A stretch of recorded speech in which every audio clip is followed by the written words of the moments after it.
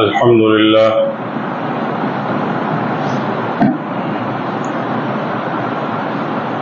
لله نحمده ونستعينه ونستغفره ونؤمن به ونتوكل عليه ونعوذ بالله من شرور أنفسنا ومن سيئات أعمالنا من يهده الله فلا مضل له ومن يضلله فلا هادي له وأشهد أن لا إله إلا الله وحده لا شريك له وأشهد أن محمدا عبده ورسوله أما بعد فإن خير الحديث كتاب الله وخير الهدي هدي محمد صلى الله عليه وسلم وشر الأمور محدثاتها وكل محدثة بدعة وكل بدعة ضلالة وكل ضلالة في النار. أعوذ بالله من الشيطان الرجيم. يا أيها الذين آمنوا اتقوا الله حق تقاته ولا تموتن إلا وأنتم مسلمون واعتصموا بحبل الله جميعا ولا تفرقوا واذكروا نعمة الله عليكم إذ كنتم أعداء فألف بين قلوبكم فأصبحتم بنعمته إخوانا وكنتم على شفا حفرة من النار فأنقذكم منها كذلك يبين الله لكم آياته لعلكم تهتدون. يا أيها الناس اتقوا ربكم الذي خلقكم من نفس واحدة وخلق منها زوجها وبث منهما رجالا كثيرا ونساء واتقوا الله الذي تساءلون به والأرحام إن الله كان عليكم رقيبا. يا أيها الذين آمنوا اتقوا الله وقولوا قولا سديدا يصلح لكم أعمالكم ويغفر لكم ذنوبكم ومن يطع الله ورسوله فقد فاز فوزا عظيما.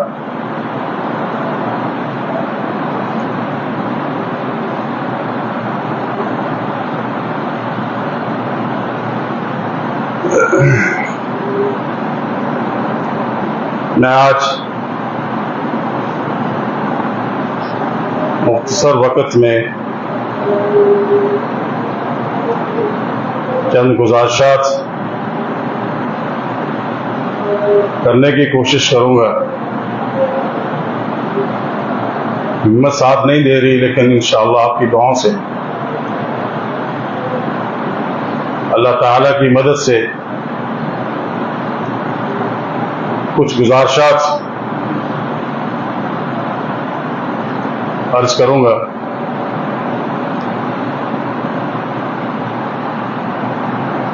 سب سے پہلے انسان کے اوپر کتنا ہی کیوں مشکل وقت نہ آئے، کتنی ہی بڑی تکلیف کیوں نہ آئے،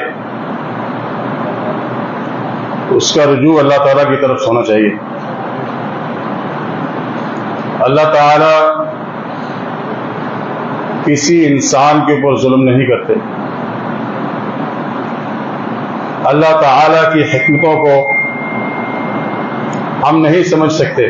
اللہ تعالیٰ ہی جانتے ہیں کہ کس انسان کا کب تک اس دنیا میں رہنا فائدہ مند ہے. اس کی ہر چیز لکھی جا چکی ہے کہ کہاں اس نے پیدا ہونا ہے، کہاں فوت ہونا ہے، کیا اس کا رزق ہے، ہر چیز لکھی گئی. اسی طرح اس جامعہ ابوبکر کے بانی شیخ ظفر اللہ رحمہ اللہ، انہوں نے اس ادارے کی بنیاد اخلاص کے اوپر رکھی. ان کے جانے کے بعد بھی اس ادارے میں نظر آیا. انہوں نے اس ادارے کو کبھی اپنی ذاتی جاگیر یا ذاتی پراپرٹی نہیں سمجھا. ایک جماعت کا ادارہ ہے، ایک سسٹم ہے، اور اس کے تھرو یہ جامعہ الحمدللہ چل رہا ہے. وہ سوچ نہیں سکتا تھا شیخ ظفر اللہ رحمہ اللہ اتنی جلدی ہمیں چھوڑ جائیں گے. اللہ تعالیٰ کا حکم آیا تو ہم سب نے اس کو قبول کیا. اس کے بعد اللہ تعالیٰ نے ان کا جانشین شیخ ضیاء الرحمان کو بنایا. اللہ تعالیٰ نے بنایا. انہوں نے انت تک محنت کی اپنے والد محترم کی طرح، کیونکہ انہوں نے اسی گھر میں انہی کا خون تھا اور انہی کی پرورش تھی. وہ ایسی ماں کا بیٹا تھا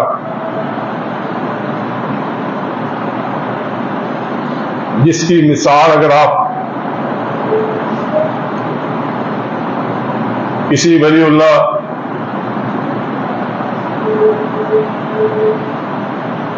کسی ایسی عورت کے ساتھ دے جس کی مثال صحابیات جیسی ہو، جس کا صبر صحابیات جیسا ہو. ہماری ماں نے اتنا صبر دکھایا، ہمیں بتایا. وہ ان پڑھ ہو کے اپنا نام بھی لکھنا نہیں جانتی، ہمارے گھر کو سنبھالا، ہمارے ادارے کو سنبھالا. ضیاء الرحمان رحمہ اللہ کسی کی بات کو بھی اللہ اللہ کے رسول کے بعد رد کر دیتے تھے، لیکن اپنی ماں کی بات کو رد نہیں کرتے تھے.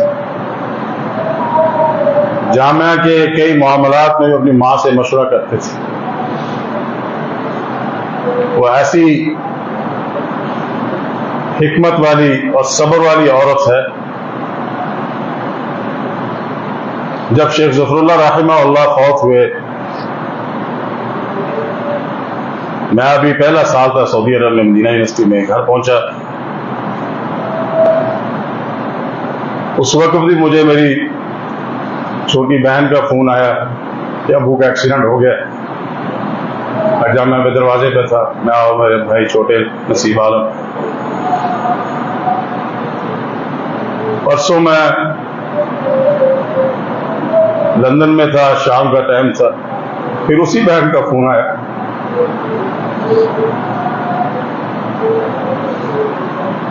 اسی نے بڑی ہمت کے ساتھ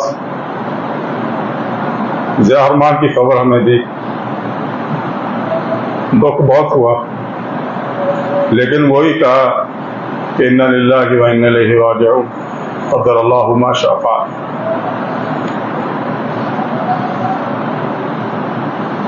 ضیاء الرحمان کے اندر اپنے والد محترم کی طرح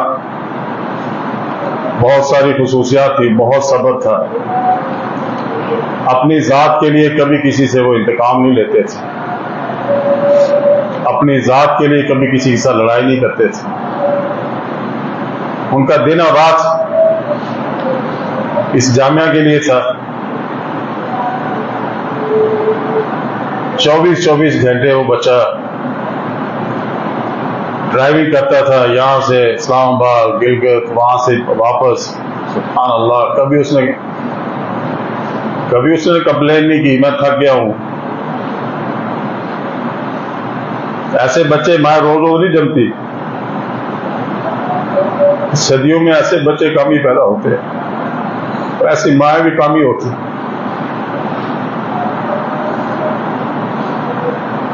جب شیخ ظفر اللہ رحمہ اللہ فوت ہوئے، 2 بھائی ساتھ فوت ہو گئے. آپ اندازہ کریں کہ آپ سے اس ماں کا سب سے چھوٹا بیٹا جس کی عمر بھی 7 سال تھی، اور اس کے بعد دوسرے نمبر پہ بیٹا جس کی 17 سال تھی. خامد ابھی کوئی 53 سال کے تھے، ینگ تھے، دنیا سے چلے گئے. ہماری ماں نے ایک لفظ نہیں بولا، ایک کمپلین نہیں کی انہوں نے، صبر کے ساتھ بیٹھی رہے.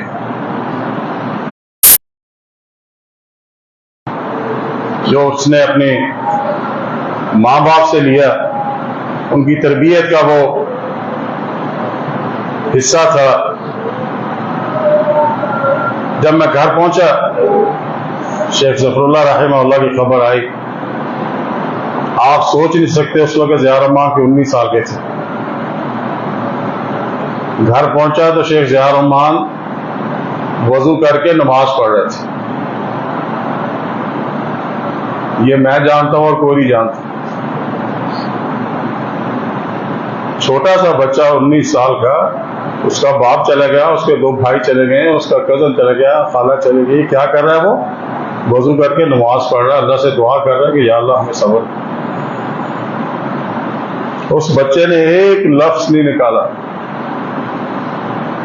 سارے معاملات کو خود ساتھ لے کے چلا. ایئرپورٹ تک گیا،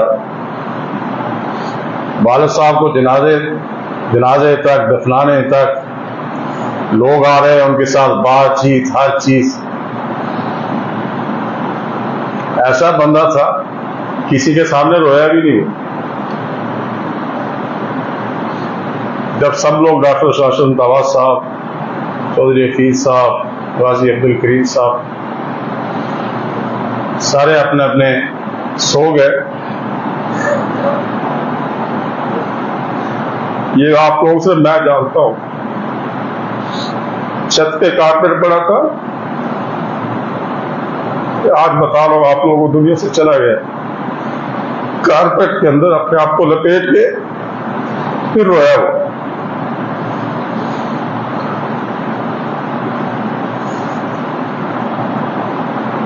بہرحال بات صبر کی ہے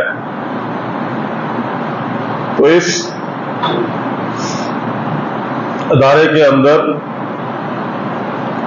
شہداء کا خون ہے. پہلے باپ شہید ہوا، اس کے بعد اب بیٹا شہید ہوا.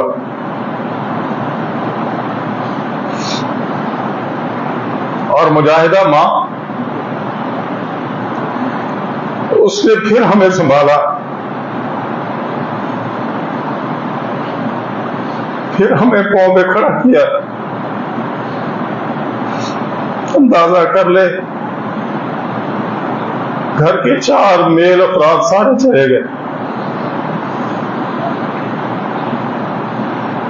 میں اور میری وائف لندن سے آئے، صبح پہنچے کل. میں اپنی وائف کو نہیں بتایا کہ تمہارا بھائی فوت ہو گیا. مجھے اندازہ تھا کہ اس کی اور ضیاء الرحمان کی بہت زیادہ اٹیچمنٹ ہے. میرے ذہن میں یہی تھا کہ اس کی ماں ہی اس کو سنبھالے. گھر پہنچے وہی بات ہوئی. ماں کا صبر دیکھ کے بہن کو بھی صبر آ گیا. اس لیے جہاں پہ آپ شیخ ظفر اللہ رحمہ اللہ، میرے چھوٹے بھائی ضیاء الرحمان رحمہ اللہ کے لیے دعا کرتے ہیں، تو اس گریٹ ماں کو نہ بھولیں. ان سب سے زیادہ قربانیاں اس ماں کی ہے جامعہ کے لیے. اس نے نہ کبھی شیخ ظفر اللہ رحمہ اللہ کو گھر کے کاموں میں الجھایا، نہ اپنے بیٹے کو الجھایا. شیخ ظفر اللہ رحمہ اللہ ایک دفعہ ہمیں وہ سپر ہائیک میں لے گئے. پہلی دفعہ انہوں نے اپنی وائف کی تعریف کی سب کے سامنے. ہم لوگ ہماری عورتوں کی، اپنی بیویوں کی دوسروں کے سامنے کوئی اچھی بات یا کوئی کرتے ہوئے ہچکچاتے ہیں، خاص کر جو ہمارے پاکستان کا ایک ماحول ہے. جب نبی کریم صلی اللہ علیہ وسلم اپنی بیویوں کی ان کی محبت کی تعریف سب کے سامنے کر سکتے تھے. وہ ہماری مائیں تھی اور یہ بھی ہماری ماں ہے. یہ جامعہ کی ماں ہے. میرے بھائیوں، اس کا صبر، اس کی دعا ہے. انشاءاللہ ہماری دعا ہے کہ ہماری ماں کو اللہ تعالیٰ لمبی زندگی دے. شیخ ظفر اللہ رحمہ اللہ کہنے لگے، جہاں اب میں کھڑا ہوں، اللہ نے اتنا مجھ سے کام لے لیا ہے، اللہ کے بعد اگر میرے ساتھ کوئی کھڑا ہوا ہے میرے دوستوں کے علاوہ، تو میری وائف ہے. کبھی ایک بچے کی پیدائش کے اوپر بھی میں گھر نہیں تھا.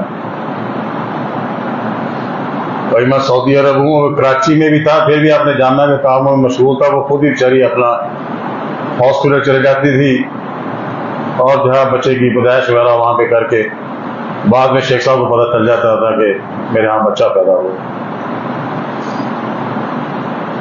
اس اللہ کی بندی نے، سارے آپ لوگ جانتے ہیں شیخ رحمان یا شیخ ظفر اللہ کی، لیکن اس کے پیچھے یہ جو لوگ کامیاب ہوئے ہیں وہ شیخ ظفر اللہ کی وائف کی وجہ سے اور ضیاء الرحمان کی ماں کی وجہ سے کامیاب ہوئے. یہ جو ادارہ کھڑا ہے، یہ کامیاب جو ادارہ بنا ہے، دنیا میں چلتا ہے، انشاءاللہ قیامت تک چلتے رہے گا. تو اس کے اندر ضیاء الرحمان کی جو والدہ ہے، جیسے کہتے ہیں کہ ہر مرد کی کامیابی کے پیچھے کسی عورت کا ہاتھ ہوتا ہے. وہ عورت آپ کی بہن ہو سکتی ہے، آپ کی ماں ہو سکتی ہے، آپ کی بیوی ہو سکتی ہے. تو اسی طرح اس ادارے کی کامیابی کے اندر سب سے بڑا جو ہاتھ ہے وہ ہماری ماں کا ہے. شیخ صاحب کہنے لگے، اس نے پوری زندگی میں مجھ سے کبھی ایک سوال نہیں کیا کہ اب کہاں جا رہے ہیں اور کب واپس آنا ہے. میں بس یہ کہہ دیتا تھا کہ میرے جو ہے کپڑے تیار کر دیں. 4-5 سوٹ استری کر کے بیگ میں ڈال دیے ہیں، جوتے صاف کر کے ان پہ وہاں پہ رکھ دیے. شیخ صاحب 4 مہینے کے لیے چلے گئے، 3 مہینے کی چلے. شیخ صاحب رات کو 1 بجے آ رہے ہیں، شیخ صاحب نہیں آ رہے، ہفتہ نہیں بھی آ رہے. ہماری ماں نے کبھی سوال نہیں کیا شیخ صاحب سے. انہیں 6 بچوں کو جنم دیا، 9 بچوں کو فوت ہو گئے. ایک دفعہ سوال یہ ہے کہ آپ بچے کی پیدائش کے جب تھا میرے پاس کیوں نہیں ہے. اس اللہ کی بندی نے جامعہ سے 1 روپے کی، 1 دہلی کی بھی کوئی مدد نہیں لی، بلکہ جو اپنے خامد کے پیسے جو کراچی یونیورسٹی سے ان کو ملتے تھے، اس میں صرف اور صرف ہماری ماں کو 6,000 روپیہ ملتا تھا. صرف 6,000 روپیہ. ہماری ماں نے وہ بھی کمپلین نہیں کی. ایک بھینس رکھی ہوئی تھی، اس کو چارہ ڈالتی تھی اور اس کا دودھ بیچ کے کچھ اپنے گھر کا جو ہے کچن کا خرچہ چلا لیتی تھی. میرے بھائیوں، اس ماں کی صبر کو سلام کرتے ہیں اور اس کے لیے دعائیں کرے کہ اللہ ہماری ماں کو ثابت قدم رکھے، اس کو لمبی زندگی دے، صحت والی زندگی دے. جس طرح ہمارے اوپر مشکل وقت آیا ہے، اس کے اوپر بھی بہت مشکل وقت ہے. میں آیا، مجھے بھی اس نے سنبھالا، لیکن اس دفعہ تھوڑا سا وہ ٹوٹ گئی ہے. ظاہر ہے سارے بچے بیٹے چلے گئے، خامد چلے گئے، تھوڑا سا ٹوٹی ہوئی ہے، تھوڑی سی کمزور ہو گئی ہے. صرف ایک لفظ انہوں نے مجھے بولا کہ بیٹا اس دفعہ غم بہت بڑا ہے. تو اس لیے میرے بھائیوں، ہم وہی کریں گے جو اللہ نے ہمیں سکھایا ہے. صبر اگر نہ ہو، صبر کی مثال ایسے ہے جیسے آپ کے سر کے اوپر آپ کے جسم کے اوپر یہ سر ہے. اگر آپ کا جسم سر کے بغیر بیکار ہے تو آپ کا ایمان، آپ کا دین بغیر صبر کے بالکل ایسے ہی ہے جیسے آپ کا جسم بغیر سر کے ہے۔ تو آپ کے ایمان کا ایک حصہ ہے کہ آپ ہر مشکل وقت میں صبر کریں اور اللہ کی طرف رجوع کریں۔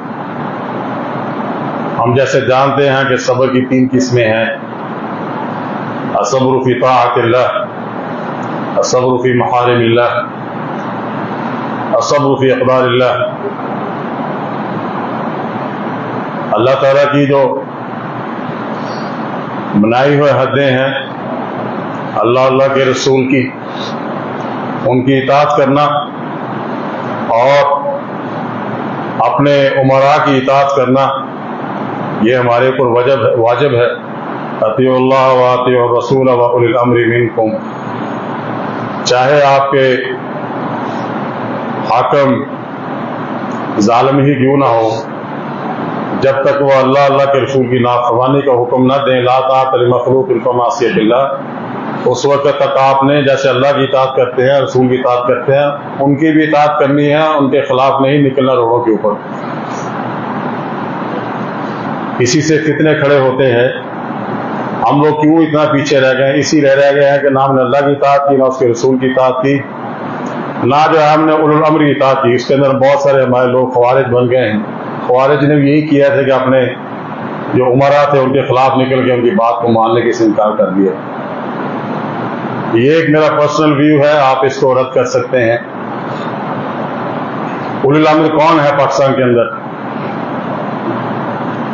جس کے پاس طاقت ہو۔ آپ کا امیر کون ہوتا ہے؟ جس کے پاس طاقت ہو، جس کے پاس پاور ہو، اس کے خلاف آپ نہ نکلیں۔ تو پاکستان کے پاس آپ کو اچھا لگے یا برا لگے، وہ سارے جو ہے معاملات، جو طاقت جو ہے وہ فوج کے پاس ہے۔ اگر آپ فوج کے خلاف نکلتے ہیں تو آپ پاکستان کو کمزور کرتے ہیں۔ فوج کے خلاف لکھتے ہیں تو پاکستان کو کمزور کرتے ہیں۔ اللہ کے رسول کے بعد آپ کے ملک کی جو حفاظت کرنے والی ہے وہ آپ کی فوج ہے۔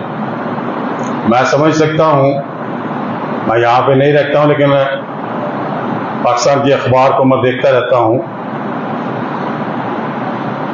بعض دفعہ آپ کہہ سکتے ہیں کہ فوج بھی جو ہے وہ حد کراس کرتی ہے، قانون کو جو ہے وہ پاسداری نہیں کرتی اس کی۔ جو بھی وہ کرتا ہے اس کی اپنی جگہ پہ ایک لا ہے، اس کے ساتھ ان کا حساب کا ہونا چاہیے،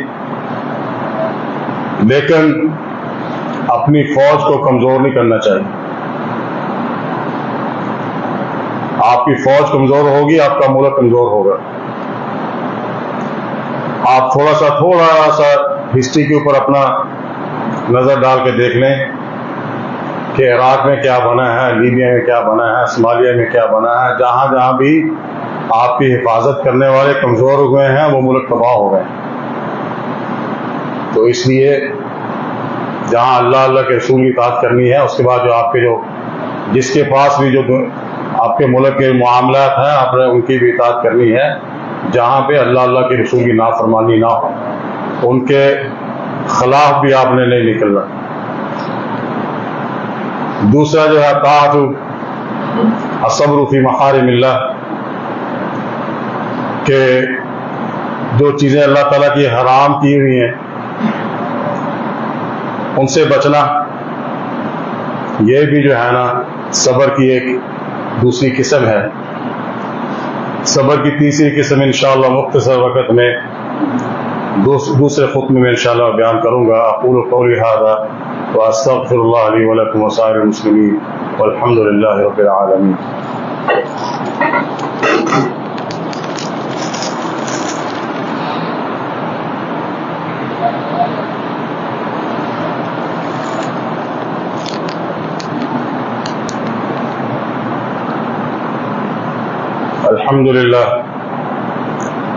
الحمد لله وكفى وسلام على عباده الذين اصطفى، أما بعد، أعوذ بالله من الشيطان الرجيم،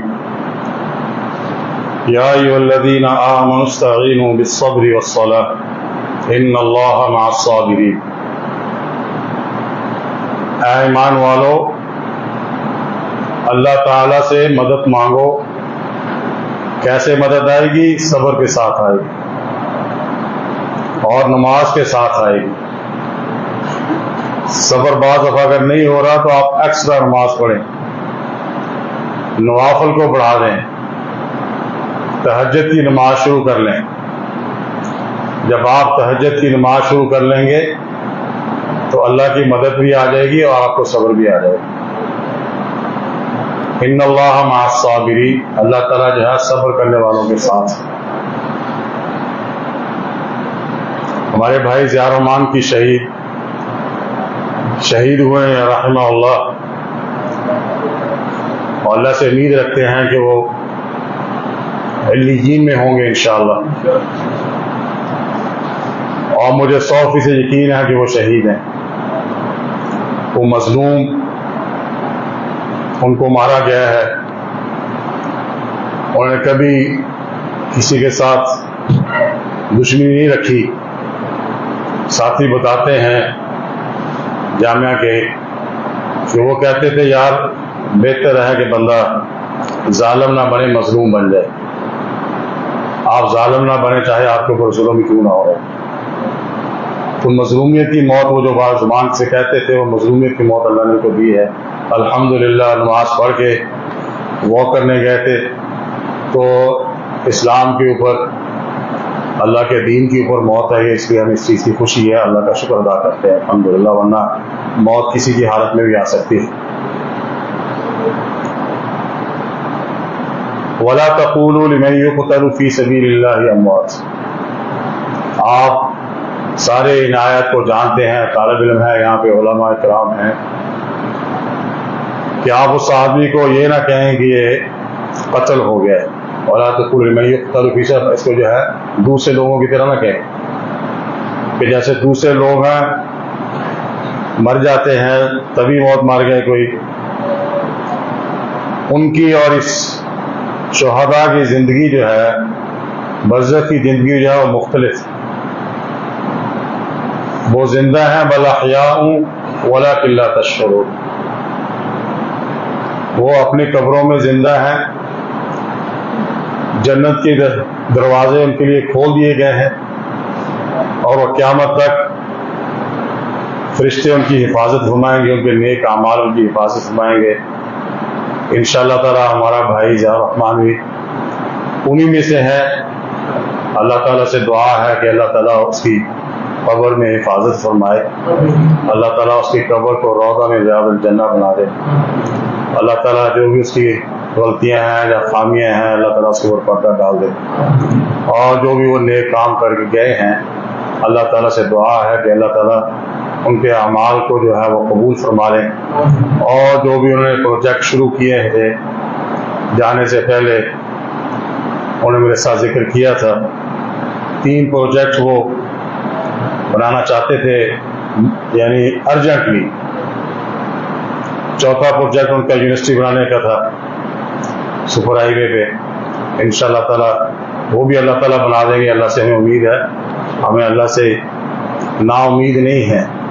بندہ اگر اخلاص کے ساتھ یہ نہ کرے کہ یہ کام میں نے کیا، جامعہ میں نے بنایا، آپ اخلاص کے ساتھ کام شروع کریں، اللہ سے دعا کریں اور دعا کریں اللہ تعالیٰ آپ کو مخلص ساتھی دے دے۔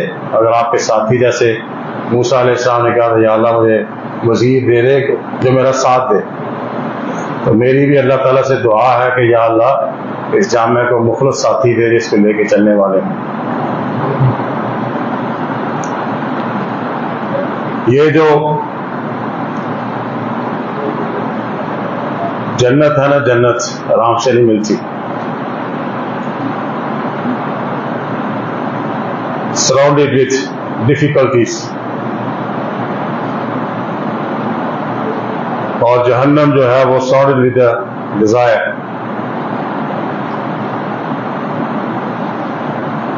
جنت مکارے سے گزرنے کے بعد ہی ملتی ہے، مشکل چیزیں کرنی پڑے گی، آپ کو اپنی جان کو محنت کرنی پڑے گی، چاہے جتنے بھی ہوں، نمازیں آپ کو ٹائم پہ پڑھنی پڑے گی، جو بھی اللہ تعالیٰ کے احکامات ہیں ان کو پورا کرنا ہوگا، اپنی ڈیزائر کے اوپر، اپنی خواہشات کے اوپر کنٹرول کرنا ہوگا، اگر جنت چاہیے. وَأَمَّا مَنْ خَافَ مَقَامَ رَبِّهِ وَنَهَى النَّفْسَ عَنِ الْهَوَىٰ، جو انسان ڈر گیا اس کے اللہ کے سامنے کل کو کھڑا ہونا ہے اور اپنی خواہشات کو اس نے کنٹرول کر لیا، فَإِنَّ الْجَنَّةَ هِيَ الْمَأْوَىٰ، پھر اس کے لیے ٹھکانہ جنت میں ہے. لیکن جس انسان نے جو ہے دنیا کو انجوائمنٹ کے لیے جگہ سمجھ لی، یہاں پہ مجھے لگژری لائف چاہیے، مجھے جو ہے وہ بڑے بڑے بنگلے چاہیے اور مجھے اس طرح گاڑیاں چاہیے، اور اس کی ڈیزائر جو ہے اور اس کو مل بھی جائیں پھر بھی وہ سیٹسفائی نہیں ہوگا، اس کی ڈیزائر جو ہے وہ بڑھتی جائیں گی. جیسے نبی کریم صلی اللہ علیہ وسلم نے فرمایا کہ اگر آپ کسی کو انسان کو ایک وادی سونے کی مل جائے تو اس کو ایک کہے کہ مجھے ایک اور وادی سونے کی مل جائے. وادی اس کو بولتے ہیں جو پہاڑوں کے درمیان جو خالی جگہ ہوتی ہے، اگر ساری سونے کی بھی مل جائے پھر بھی کہہ کے اور مل جائے. تو جو انسان اپنی خواہشات کے پیچھے بھاگتا ہے اس کی مثال یہی ہے کہ لا یملئہ الا التراب، آپ کی جو ہے وہ خواہشات جو ہے آپ کے پیٹ کو جو ہے مٹی بھر سکتی ہے، دنیا کی شان و شوق و دنیا کا پیسہ جو ہے دنیا کے سونا اور زیورات سے جو ہے یہ آپ کی خواہشات پوری نہیں ہو سکتی. تو اس لیے میرے بھائیوں، آپ لوگوں سے میری یہی دعا ہے کہ ہمارے اوپر یہ مشکل وقت آیا ہے، بہت بڑا مشکل وقت ہے، کیونکہ اللہ تعالیٰ اپنے بندوں کو آزماتے ہیں. یہ نہ سمجھے کہ آپ کے اوپر اگر آزمائش آئی ہے تو آپ دو وجہ سے آپ کے اوپر آزمائش آ سکتی ہے. تو یہ کہ آپ کی اپنی کرتوتوں کی وجہ سے، دوسرا آزمائش جیسے انبیاء کے اوپر آئی ہے، نیک لوگوں پہ آئی ہے، نبی کریم صلی اللہ علیہ وسلم کے اوپر آزمائشیں آئی ہیں. جب آپ کے اوپر آپ کی کمر ٹوٹ جائے، آپ کو صبر نہ آئے جسے دعا پڑھ لیا کریں، دعا کو پڑھیں، سورۃ الشرح کو پڑھیں، جہاں پہ اللہ تعالیٰ خود جو ہے یہ دو صورتیں نبی کریم صلی اللہ علیہ وسلم کی تسلی کے لیے، آپ کے صبر کے لیے دو صورتیں اتاری. تو اگر ہمارے نبی جو ہیں سب سے جو افضل بشر ہیں، سب سے افضل نبی ہیں، ان کے اوپر ان کی کمر ٹوٹ گئی، اللہ نے ان کے لیے یہ آیات اتاری، تو ہم کیا ہیں؟ کیا نعوذ باللہ کہ اللہ کے اوپر اس لیے آزمائشیں آتی لیکن آپ کو گناہ کا کام کرتے تھے.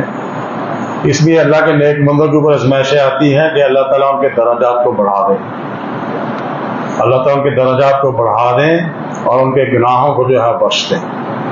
نیک آدمی کو جب بھی کوئی آزمائش آتی ہے اس کے اوپر وہ صبر کرتا ہے تو اللہ تعالیٰ اس کے گناہوں کو معاف کر دیتے ہیں. جہاں تک کہ ایک آپ جا رہے ہیں، آپ کو ایک کانٹا بھی چبھ جائے تو کانٹا بھی چبھ جائے اس کے اوپر بھی آپ صبر کرتے ہیں، کمپلین نہیں کرتے، اللہ اس کو بھی آپ کو جو ہے اس کے بھی گناہ معاف کرتے ہیں. تو اس لیے میرے بھائیوں، صبر کو اپنے دامن سے نہ چھوڑیں، صبر کرتے رہیں، اللہ تعالیٰ سے دعا کرتے رہیں کہ یا اللہ جس طرح تو نے ہماری اس آزمائش میں ہیں، ہم کمزور ہیں، تو اللہ تعالیٰ ہمیں جو ہے وہ صبر دے. جیسے اللہ فرماتے ہیں کہ اللہ آزماتے ہیں، وَلَنَبْلُوَنَّكُمْ بِشَيْءٍ مِّنَ الْخَوْفِ وَالْجُوعِ وَنَقْصٍ مِّنَ الْأَمْوَالِ وَالْأَنفُسِ وَالثَّمَرَاتِ وَبَشِّرِ الصَّابِرِينَ، کہ ہم اپنے بندوں کو آزمائش میں ڈالتے ہیں ڈفرنٹ طریقوں سے. خوف بھی ہو سکتا ہے، جیسے ہم خوف کے اندر ہیں ابھی پاکستان کے اندر.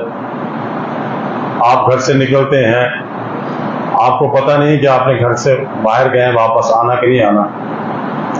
رات شیخ افتخار صاحب مجھے چھوڑنے گئے اور فیض الابرار صاحب ساتھ گئے، حالانکہ ہم 6 لوگ تھے گاڑی میں. مشکل میں کہتے ہیں میں نہیں چاہتا تھا کہ ہمارے بھائی افتخار صاحب اکیلے واپس آئے وہاں سے چھوڑ کے.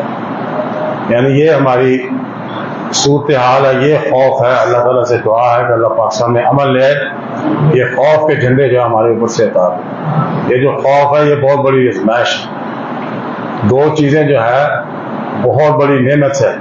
جیسے سورہ قریش میں آتا ہے کہ الذی اطعمہم من جوع وآمنہم من خوف، تو وہ اللہ جس نے آپ بھوکے تھے آپ کو کھانا کھلایا. اگر کھانا نہ ہو تو آپ کا ایمان جاتا رہتا ہے. بعض بندہ بہت بڑی غربت جو ہے یہ بھی بہت بڑی آزمائش ہوتی ہے. غربت میں آپ کر بہت ساری چاری عورتیں اپنی رشتوں کو بیچ دیتی ہیں، کہ وہ شوق سے نہیں ہوتی، وہ شوق سے بھی کرتی ہوگی، لیکن بہت ساری عورتیں بیچاری غربت کی وجہ سے اپنی عزت تک بیچ دیتی. بہت سارے لوگ غربت کی وجہ سے اپنا ایمان بیچ دیتے ہیں. اگر آپ جائیں جامعہ کا اس کے اندر اتنا بڑا کردار تھا افریقہ کے اندر قدر اللہ ما شاء فعل 9/11 کے بعد وہ دروازے ہمارے بہت سارے ساتھیوں کے لیے بند ہو گئے ہیں. تو میرے زیارمان کی یہ اس کے اوپر بہت تیزی سے کام کر رہے تھے. 3 پروجیکٹ کے اندر ایک یہ بھی پروجیکٹ تھا کہ باہر سے طالب علم ہیں ان کو یہاں جامعہ کے لیے ان کے لیے دروازے کھلے ہیں. تو ان کی بات ہی چل رہی تھی داخلہ کی میں بھی آگے پیچھے سارا الحمدللہ وہ بھی فائنلائز ہونے والا ہے. تو اسی لیے ہم نے دوسرا پروجیکٹ جو ہے 3 پروجیکٹ ہے پلیز کو آپ ذہن کے اندر رکھیں, آپ اس کے اندر مدد بھی کریں. ایک تو یہ کونے کے اندر اسکول بنانا ہے انشاءاللہ, جہاں پہ وہ پہلے ٹوائلٹ تھے باتھ روم تھے اس مسجد کے لیے. تو وہ ٹوائلٹ باتھ روم انشاءاللہ نئی مسجد بنانی ہے, وہ جہاں پہ ہمارا سین ہے اس کے نیچے انڈر گراؤنڈ. تو اس کے اوپر تقریباً 20 کروڑ روپیہ چاہیے. اور جو اسکول بنانا ہے انشاءاللہ تعالیٰ آپ چاہتے ہیں کہ بچوں کو اسکول کی تعلیم بھی دیں, اس کے لیے تقریباً 6 کروڑ روپیہ چاہیے ٹوٹل جو ہے. اور اسی طرح ہم نے بلڈنگ بنانی ہے جو باہر سے طالب علم آنے ہیں, کیونکہ ابھی آلریڈی ہمارے پاس 500-600 طالب علم ہیں. تو ہمارے پاس تقریباً 250 اور 350 بچے یہاں آلریڈی رہ رہے ہیں جامعہ کے اندر. تو یہاں پہ اتنی جگہ نہیں ہے کہ ہم ان طالب علموں کو جو باہر سے آنے ہیں ان کو جو ہے اکاموڈیٹ کر سکیں یہاں پہ. تو اس کے لیے ہم نے بلڈنگ بنانی ہے. یہ ٹوٹل جو ہے خرچہ تقریباً 53 کروڑ کا ہے. تو اللہ تعالیٰ کا کوئی بندہ ہوتے اور کسی بھی پروجیکٹ لے لے, جتنا بھی کوئی اس کے اندر تعاون کر سکتا ہے پلیز انشاءاللہ تعالیٰ. مسجد بنانے کے لیے جو مسجد انشاءاللہ ہم نے بنانی ہے کہ اس کے اندر 2,500 لوگ نیچے انشاءاللہ نماز پڑھ سکیں گے. تو اس کا نقشہ وغیرہ ہر چیز الحمدللہ تیار ہے. تو اس موقع کے اوپر یہ زیارمان کی جو خواہش تھی اس کے اوپر وہ کام بھی کر رہے تھے, الحمدللہ ہم بھی کام کر رہے ہیں. تو انشاءاللہ تعالیٰ یہ جو ان کے اس کے پروجیکٹ تھے اس کے اوپر بھی آپ لوگ جو ہے انشاءاللہ تعاون کریں. اللہ تعالیٰ دعا ہے کہ اللہ تعالیٰ سے ہم جو زیارمان بھائی نے اور شیخ ظفر اللہ رحمہ اللہ نے اور ان کی فیملی نے, ان کی فیملی کو بھی نہ بھولیں میرے بھائیوں. شیخ ظفر اللہ کی ساری فیملی جامعہ کے لیے مخلص ہے, ساری فیملی. ورنہ یہ ہوتا ہے کہ جہاں پہ ذاتی آپ ادارے بناتے ہیں فیملی کا ممبر کو ادھر سے آ کے آ جاتا ہے, بندہ کا فوت ہو جائے میں اس کا مدیر بننا, وہ کہے گا میں نے مدیر بننا, میں نے یہ کرنا, حالانکہ اس کے اندر وہ قابلیت نہیں ہوتی اور ذاتی جائیداد اس کو سمجھتے ہیں. تو الحمدللہ شیخ ظفر اللہ رحمہ اللہ کی فیملی کے اندر یہ اللہ کا خاص کرم ہے. کوئی ایسا بندہ نہیں ہے کہ کہیں نہیں بھائی میرا چاچا فوت ہو گیا, میرا تایا فوت ہو گیا, یا میرا کزن فوت ہو گیا, یہ سیٹ پہ میں نے بیٹھا ہے. کسی کو ایسا لالچ نہیں ہے, یہ اللہ تعالیٰ کا خاص کرم ہے, خاص شکر ہے الحمدللہ. تو اللہ تعالیٰ سے دعا ہے کہ اللہ تعالیٰ ہمیں مخلص لوگ دے, اور جو ہے زیارمان کا جو یہ خلا جو ہوا ہے اللہ تعالیٰ ہمیں کو صحیح لوگوں کو اللہ تعالیٰ مخلص لوگ دے تاکہ اس اخلاق کو ہم جو ہے فل کر سکیں. اقول قولی هذا واستغفر اللہ لی ولکم وسائر المسلمین والحمد للہ رب العالمین.